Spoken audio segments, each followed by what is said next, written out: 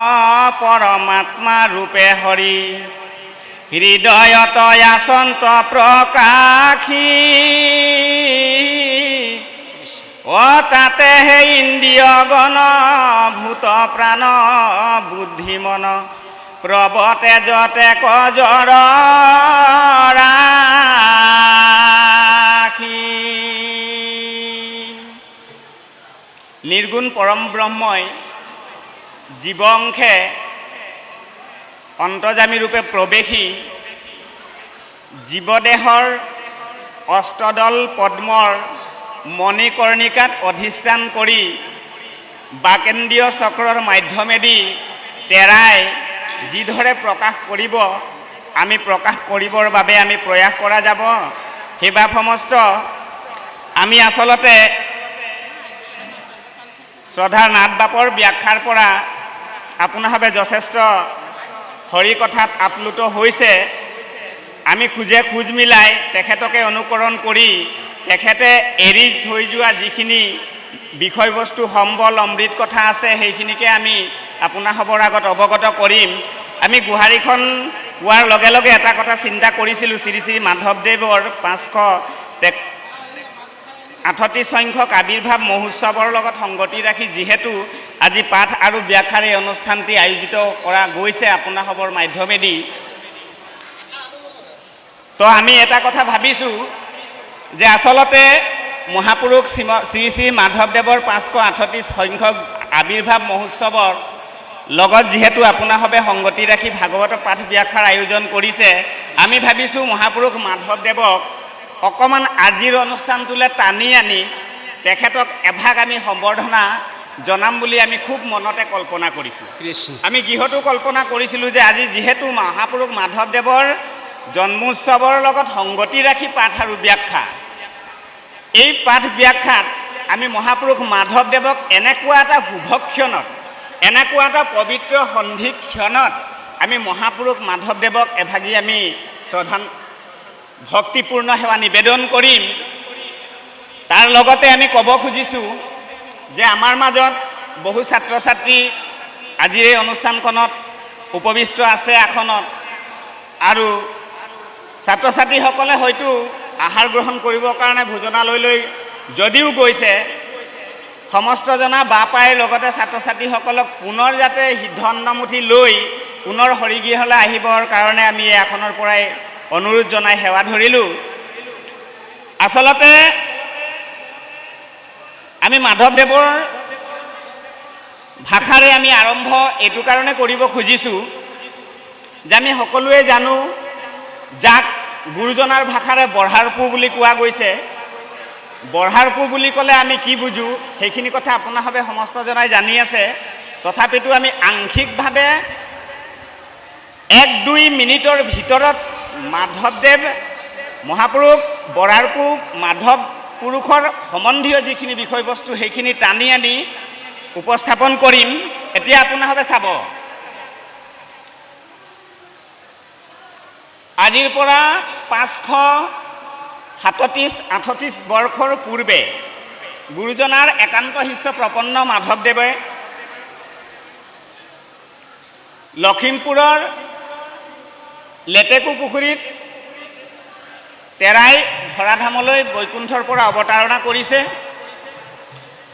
জগতৰ কল্যাণৰ অৰ্থে।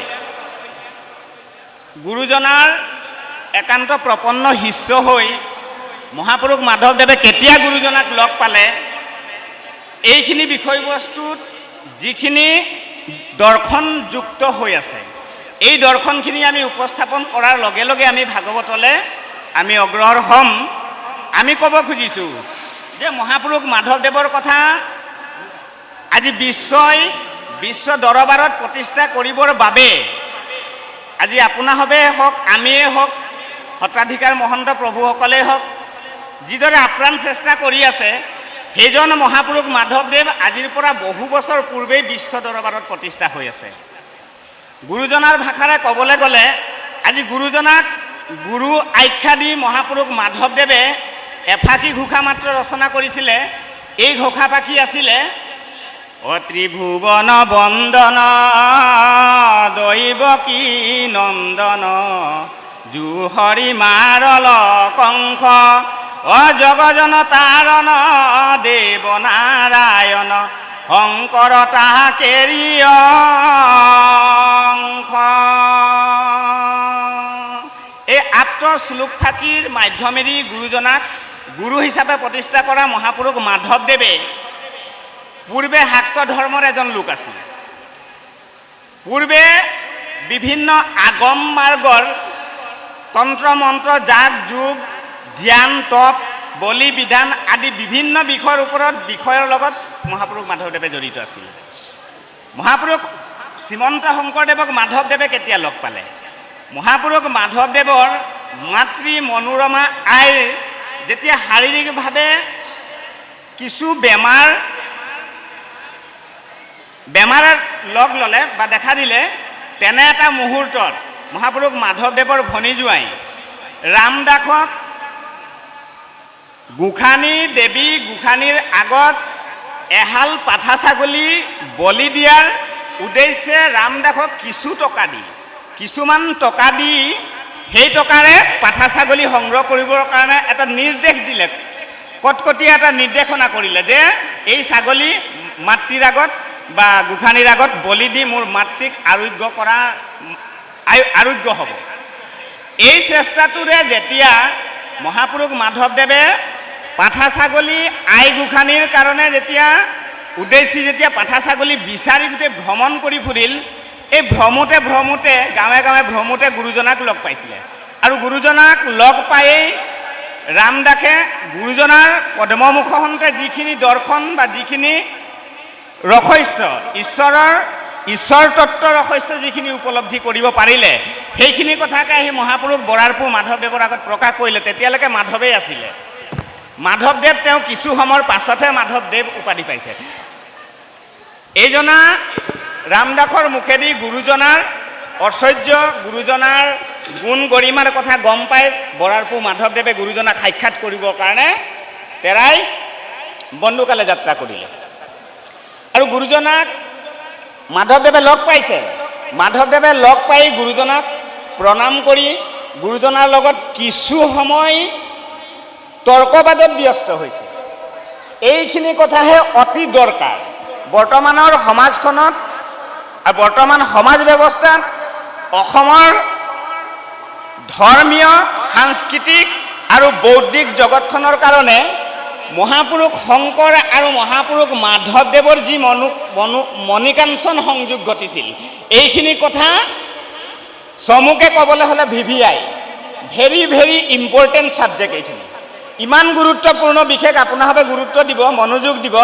বৰাৰপুৰ মাধৱদেৱে গুৰুজনাৰ পৰা যিখিনি উত্তৰ তেখেতে পাইছে আৰু কালক্ৰমত সেই প্ৰশ্নৰ উত্তৰসমূহে মহাপুৰুষ মাধৱদেৱক এনেধৰণে অনুপ্ৰাণিত কৰিলে যে তেওঁ একদিনৰ পাছতেই গুৰুজনাৰ ওচৰত গুৰুজনাৰ চৰণত তেওঁ শৰণাপন্ন হৈছে। কমটি ডাঙৰ কথা বুলি ভাবিছে নেকি? মাত্ৰ এদিন গুৰু শংকৰদেৱক লগ পাই বৰাৰপুৰ মাধৱদেৱে দ্বিতীয় দিনাই চাউল মাহ কল নাৰিকল গুৱা কটা আদি দি তেওঁ গুৰুজনাক গুৰু মানি তেওঁ শিষ্য হিচাপে গুৰুজনাৰ চৰণত শৰণাগতি হৈছে। এইটো ইমানেই ডাঙৰ কথা। আপোনালোকে এবাৰ ভাবক, মনতে ভাবক, কল্পনা কৰক। আজি এইখন অসম ভূমিত পূৰ্বে প্ৰাগজ্যোতিষপুৰ, কামৰূপ আৰু কিবা কিবি নাম আমি পাইছিলোঁ কিতাপত পঢ়িবলৈ। এইখন অসমত আজি ক'ত ভাগৱত হোৱা নাই? আপোনালোকে এবাৰ প্ৰশ্ন কৰকচোন, এবাৰ ভাবক সকলোৱে। গাঁৱে ভূঞে নগৰে চহৰে নামঘৰে সত্ৰই সভা সমিতি শংকৰ উৎসৱ মাধৱ উৎসৱ অন্যান্য বিভিন্ন স্থানত বিভিন্ন ধৰণে বিভিন্ন কাৰ্যসূচীৰে এই শ্ৰীমদ ভাগৱতে হওক কীৰ্তন শাস্ত্ৰই হওক গুৰুজনাৰ আদৰ্শখিনি পালন হৈ আছে। তাৰ মাজতে সুৰুঙাবিলাক আপোনালোকে চাওকচোন। তাৰ মাজতে আজিৰ তাৰিখতো এই শংকৰ মাধৱৰ পবিত্ৰ মিলন ক্ষেত্ৰত বিভিন্ন দেৱ দেৱতাৰ পূজা সেৱা বলি বিধান যাগ যজ্ঞ তন্ত্ৰ মন্ত্ৰ কি যে হোৱা নাই ভাবিছেনে? এবাৰ ভাবকচোন, এটা চমুকে ভাবকচোন, 2 ছেকেণ্ডৰ ভিতৰতে ভাবক। হৈছে না নহৈছে?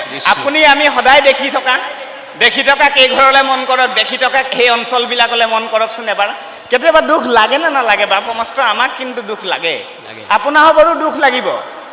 গুৰুজনাৰ দৃষ্টিৰে চাবলৈ হওক বা মহাপুৰুষ মাধৱদেৱৰ দৃষ্টিৰে চাওক, এই যে জীৱহিংসা, এই জীৱহিংসাৰ পৰা মহাপুৰুষ মাধৱদেৱক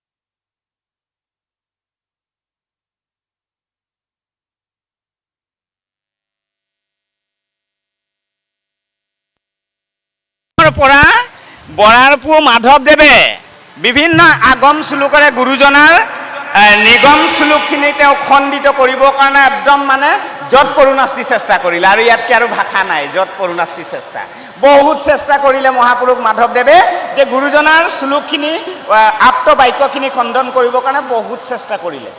সেইটো কাৰণে আমি য'ত পৰুণাস্তি বুলি কৈছোঁ। তেওঁৰ ওচৰত আৰু চেষ্টা বাকী নাথাকিল। এতিয়া চাব দৃষ্টি, বৰাৰপু মাধৱদেৱৰ প্ৰশ্নসমূহৰ উত্তৰ দিওঁতে দিওঁতে 3 প্ৰহৰ লাগিছে। 3 প্ৰহৰত কিমান সময় থাকে? 9 ঘণ্টা সময় থাকে। আমি গুৰুচৰিত্ৰত 3 প্ৰহৰ বুলি পাইছোঁ, গতিকে আমি 9 ঘণ্টা বুলিয়ে কৈছোঁ। গতিকে 9 ঘণ্টা সময় লাগিছে বৰাৰপু মাধৱদেৱৰ মনক সংস্কাৰ কৰি তেওঁক ভক্তি মাৰ্গৰ দৰ্শন দিয়াবৰ কাৰণে। চিন্তা কৰক এবাৰ। শেষত গুৰুজনাই গীতা শাস্ত্ৰৰ পৰা এফাকি শ্লোক মাতিছে, চাব, তাতো বৰাৰপু মাধৱদেৱ সন্তুষ্ট নহ'ল। এই শ্লোকফাকি কি আছিল আপোনালোকে জানে? আমি কেৱল স্মৰণ কৰাইছোঁ। কি ক'লে? সৰ্বধৰ্ম পৰিত্যজৌ মামেকং শৰণং ব্ৰজৌ অহং তা সৰ্ব পাপেভ্যো মোক্ষয়াস্মি মা শুচ। অৰ্থাৎ সৰ্বধৰ্ম এৰি এক শৰণ সাক্ষাৎ। এই দৰ্শনটো বৰাৰপু মাধৱদেৱক সন্মুখত ৰাখি গুৰুজনাই বুজাই আছে, আৰু আপোনাক আমাকো বুজাই আছে মাধৱদেৱক বুজোৱা চলেৰে। চাব কিন্তু এই ফালৰি কাটি এইফালে মহাপুৰুষ মাধৱদেৱৰ ফালে এইফালে সুৰুঙাত পাৰ হৈ যাবলৈ নিদিব। এই গোটেই আপ্ত বাক্যখিনি জগতৰ কল্যাণৰ অৰ্থে, যেনেকে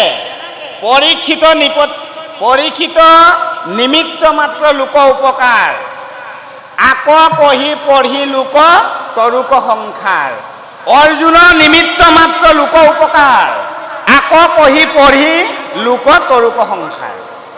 এইটো তত্ত্ব পৰীক্ষিতক উদ্দেশ্যি নিমিত্ত কৰি ভাগৱত কৈ থকা শুকগুৰুৱে গোটেই ভাগৱত প্ৰচাৰ কৰিলে।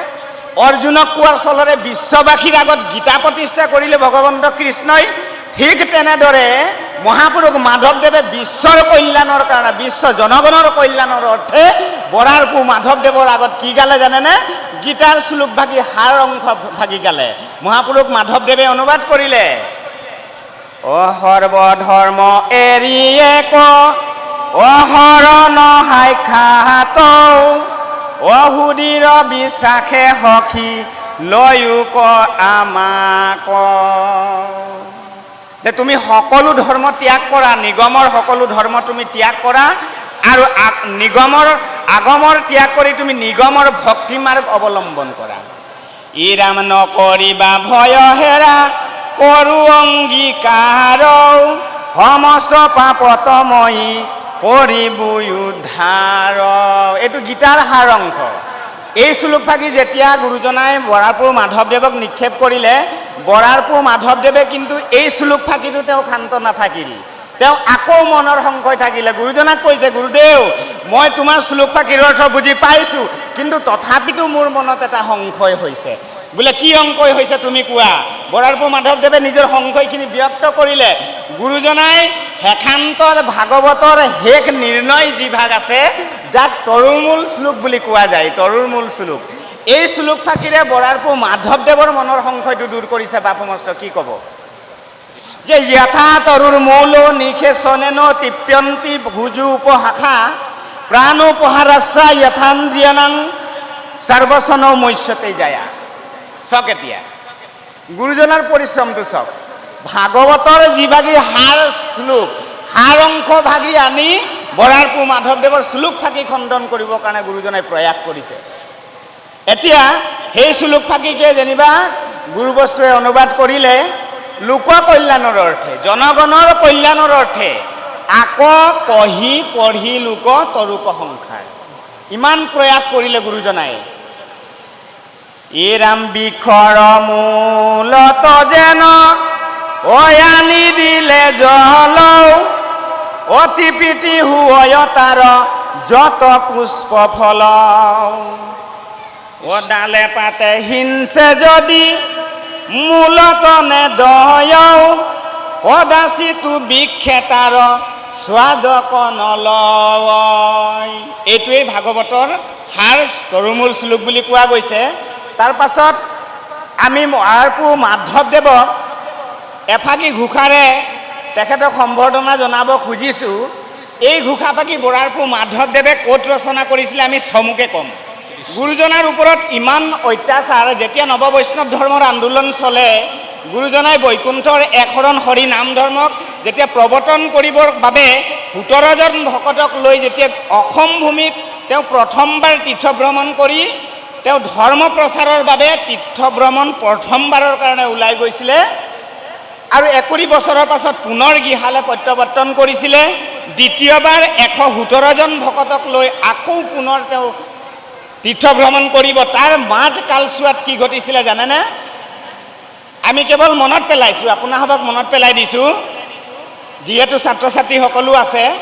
আহোম ৰজা শুক্লেম্বু ৰজাই আনহাতে কছাৰীসকলে ইমান গুৰুজনাক অত্যাচাৰ কৰিলে, ইমানেই অত্যাচাৰ কৰিলে, গুৰুজনাই সেই অত্যাচাৰসমূহ সহ্য কৰিব নোৱাৰি তেৰাই ধোঁৱাহাট ত্যাগ কৰাৰ এটা পৰিকল্পনা কৰিলে। তাৰ আগৰ ঘটনাটো কি আছিলে জানানে বাপমস্ত? আৰু দুখকৰ আছিলে। এই ভূঞা বংশসকলক যেতিয়া হাতী ৰখীয়া দিছিলে চুহুংমুং ৰজাই, শুক্লেনমুং ৰজাই, এই হাতীসমূহ গড়ৰ পৰা তিনিগৰাকী মাইকী হাতী, মানে মাইকী হাতী তিনিটা পলাই গৈ বহুত কিবা কিবি নষ্ট কৰাৰ কাৰণে ৰজাই ধৰি আনিলে। কাক কাক জানানে? ভূঞা বংশৰ এই ৰখীয়াসকলৰ ভিতৰত আমাৰ বৰাৰপুৰ মাধৱদেৱ আছিলে, লগতে তেওঁৰ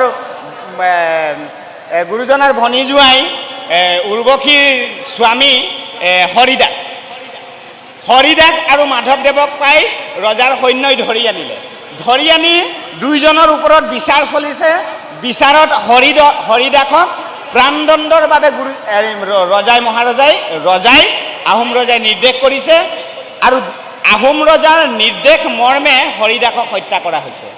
হৰিদাসক হত্যা কৰাৰ পাছত গুৰুজনাকো হত্যা কৰিব খোজা গৈছিলে, কিন্তু মাধৱ পুৰুষৰ গাত দৈবিক কিছুমান গুণ আৰু চিহ্ন দেখা পাই মাধৱদেৱক এৰি দিলে। এই মাধৱদেৱে পূবৰ পৰা আহোঁতে তেওঁ বৰ সুন্দৰ কাম কৰি থৈ গ'ল জানেনে? যোৰহাট জিলা শাখাৰ কাৰণে সুদূৰ যোৰহাট জিলাটিৰ কাৰণে এটি মহান আদৰ্শ এটা দি থৈ গ'ল বৰাৰপুৰ মাধৱদেৱে। বহুত এইটো মানে একদম লক্ষণীয় আৰু চিন্তনীয় আৰু বন্দনীয়। বৰাৰপুৰ মাধৱদেৱে পূবৰ পৰা আহি থাকোঁতে ঢেকীয়াখোৱা, আপোনাৰসবে নাম শুনিছে, এই ঢেকীয়াখোৱাতে সন্ধিয়া লাগিলে। তেৰাই ঢেকীয়াখোৱালৈ গৈ সম্পূৰ্ণ কাহিনীবেগ আমি উপস্থাপন নকৰোঁ। তেৰাই এগছি বন্তি প্ৰজ্বলন কৰি থৈ গ'ল। এই বন্তি গছিয়েই হৈছে অক্ষয় বন্তি, ঢেকীয়াখোৱাৰ নামঘৰ প্ৰতিষ্ঠাৰ পূৰ্ব বন্তি। তাৰ পৰা ধোঁৱাহাটক আহি গুৰুজনাক লগ কৰিছে। ধোঁৱাহাটত গুৰুজনাই মাধৱদেৱক লগ পাই ধোঁৱাহাট ত্যাগ কৰাৰ কাৰণে গুৰুজনাই মাধৱদেৱক আৰু ভকতসকলক লৈ তেৰাই ধোঁৱাহাট ত্যাগ কৰিলে। আহি থাকোঁতে গণককুছি নামৰ ঠাইত অলপ দিন থাকি তাৰ পৰা কনককুছিলৈ প্ৰব্ৰজন হ'ল আৰু কনককুছিলৈ আহোঁতে নাৱেদি আহি থাকোঁতে ভটিয়ানী সোঁতত আহি থাকোঁতে গুৰুজনাই এটা দৃশ্য পালে। আমি চমু কৰিছোঁ, তাৰ পাছত ভাগৱতৰ আমি সাৰাংশলৈ যাম।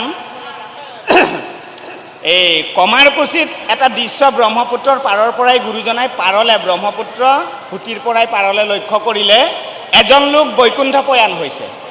আৰু এই বৈকুণ্ঠ পয়ান হোৱা লোকজনক কেন্দ্ৰ কৰি পৰিয়ালবৰ্গই মানে খুব কন্দা কথা কৰি আছে, একদম সহজ সৰল ভাষা কন্দা কথা কৰি আছে।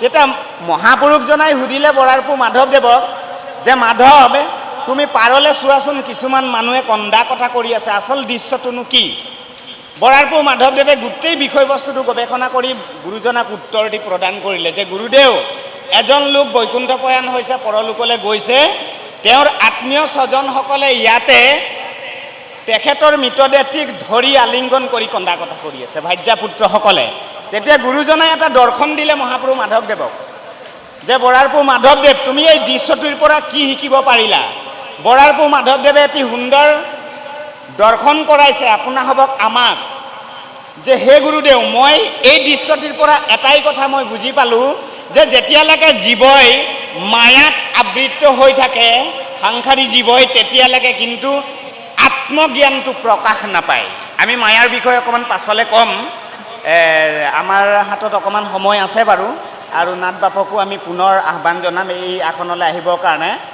আমি আচলতে সহজ সৰল ভাষাৰে এই গোটেই অঞ্চলবাসী ৰাইজ উপকৃত হোৱাকৈ কথাখিনি আমি উপস্থাপন কৰিম অকণমান সময় লাগিব পাৰে গতিকে আপোনাৰভাৱে ধৈৰ্যখিনি হেৰাই পেলাব নালাগে আৰু আজিৰ অনুষ্ঠানটিত ছাত্ৰ ছাত্ৰীসকল যিহেতু আছে সেইসকলকো আহি আসনত উপবিষ্ট হৈ সুন্দৰ এটা পৰিৱেশৰ সৃষ্টি কৰিবৰ কাৰণে আমি আহ্বান জনাই সেৱা ধৰিলোঁ তেতিয়া বৰাৰপু মাধৱদেৱক কৈছে মায়াৰে যেতিয়া আবৃত্ত হৈ থকা এটা জীৱই নিজক চিনি পাব নোৱাৰে আৰু নিজক আত্মজ্ঞান নোহোৱাৰ বাবে বা নিজক চিনি নোপোৱাৰ কাৰণে আজি এই মৃত শৰীৰ এটাক ধৰি আত্মীয় স্বজনসকলে কান্দি আছে মই কি ক'ম মোৰ ভাষা নাই গুৰুদেৱ তেতিয়া বৰাৰপু মাধৱদেৱক উদ্দেশ্যি গুৰুজনে এটা বৰ সুন্দৰ কথা ক'লে যে সেইসকলে কান্দিছে বুলিয়ে তুমি ক্ষান্ত থাকিলে নহ'ব এই তত্ত্ব দৰ্শনটিৰ ওপৰত তুমি যিটো অভিজ্ঞতা পালা সেই অভিজ্ঞতাৰে তুমিও এতিয়া কান্দি দেখাব লাগিব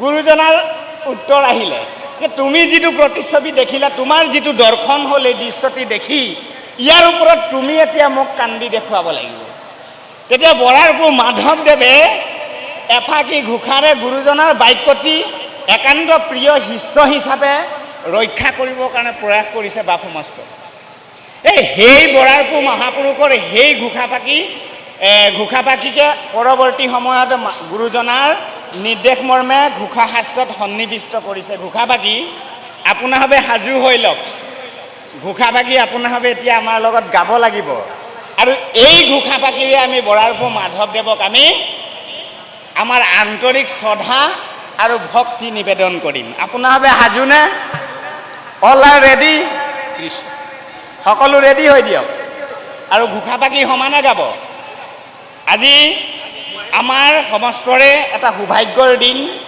পৰম পবিত্ৰ আৰু মিলন ক্ষেত্ৰলৈ পৰিণত হৈছে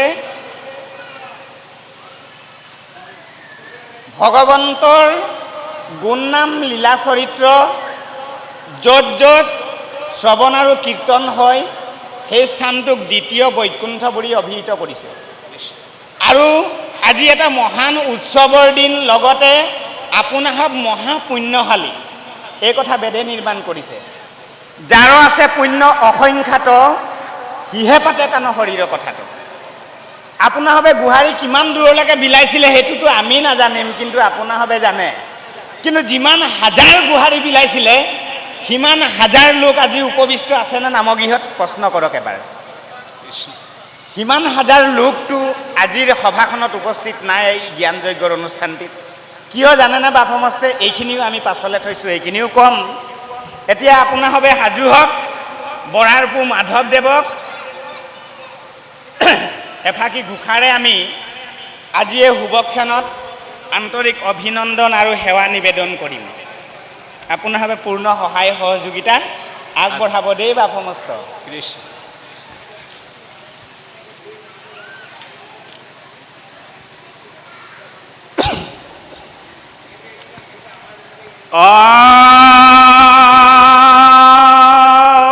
হৰি হৰি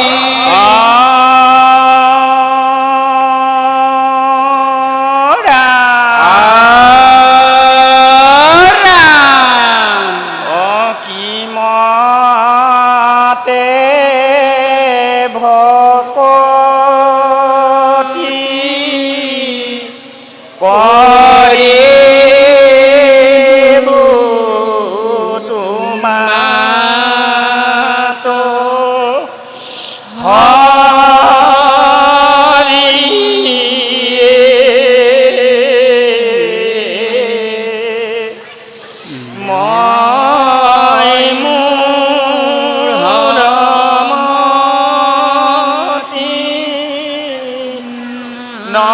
জানো তাৰ পাই ৰাম ৰাম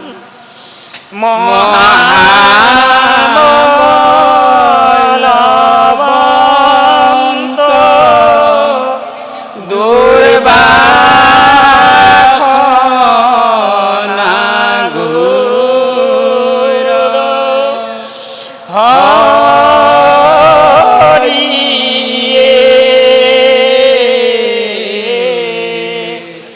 আমাৰ মন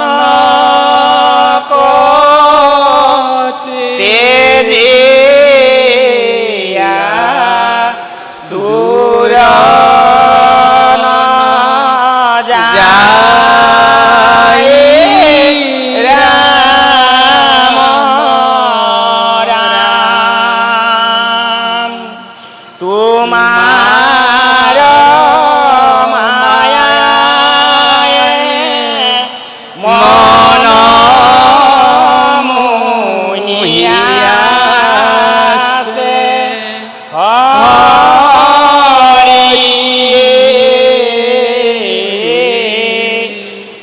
অজ্ঞান আন্ধাৰে পৰিয়া পাৰ নাপাওঁ ৰাম ৰাম অভয় চৰণে হৰণ পখিলো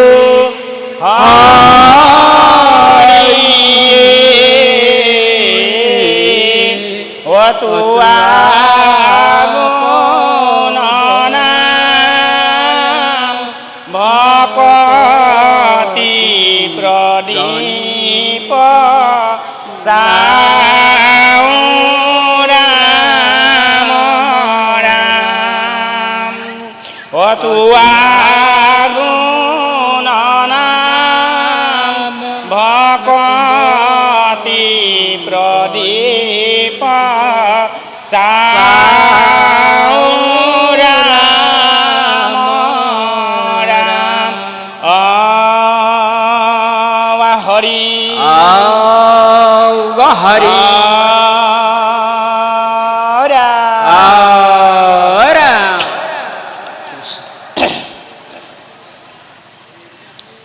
গুৰুৰু গুৰু পৰম গুৰু পৰম শ্ৰদ্ধাৰ গুৰুৰু গুৰু পৰম গুৰু আজিৰ পৰা 577 বছৰ পূৰ্বে ধৰাধামলৈ অৱতাৰণা কৰি কলিৰ মৃত্যুমুখী লোকক হৰিনামৰ ভক্তি অমিয়া ৰসেৰে আপ্লুত কৰি ভক্তি মাৰ্গক মাধ্যম কৰি